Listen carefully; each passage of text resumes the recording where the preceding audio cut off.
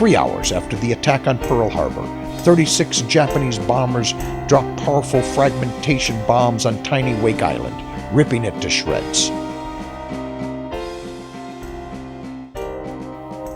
The attack on U.S. forces at Pearl Harbor was only part of the first step in the Japanese plan to conquer the Pacific. By seizing the Central Pacific bases at Guam and Wake Island, and then invading the Philippines, Japan could then set up a defensive ring around a newly conquered empire overflowing with resources.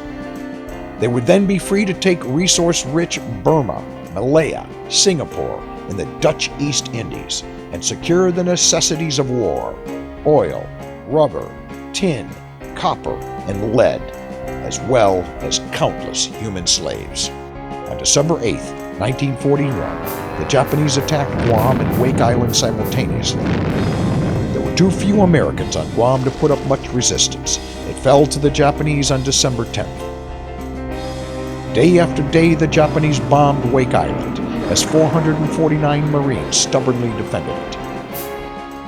On December 11th, the Marines fought off an attempted Japanese invasion of Wake. It was the only time in the entire War of the Pacific that a Japanese amphibious landing was successfully thwarted. Over the course of 2 weeks, with nothing but artillery and a few fighter planes, the Leathernecks destroyed 21 Japanese aircraft and sank several warships. The Japanese lost 1,000 men. December 23rd, the tiny spot of American soil 2,000 miles west of Honolulu had been bombarded for 12 straight days. Another landing brought a much stronger Japanese force, who pushed the Marines back to the center of the island. There were simply too many Japanese and too few Americans. The Marines were forced to surrender. Over 171 Americans had been killed or wounded.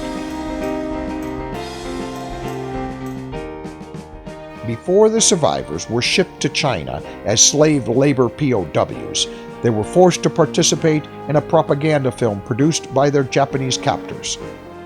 Cunningham speaking. I have a message for the President of the United States. In the face of superiority, we were obliged to give up Wake Island.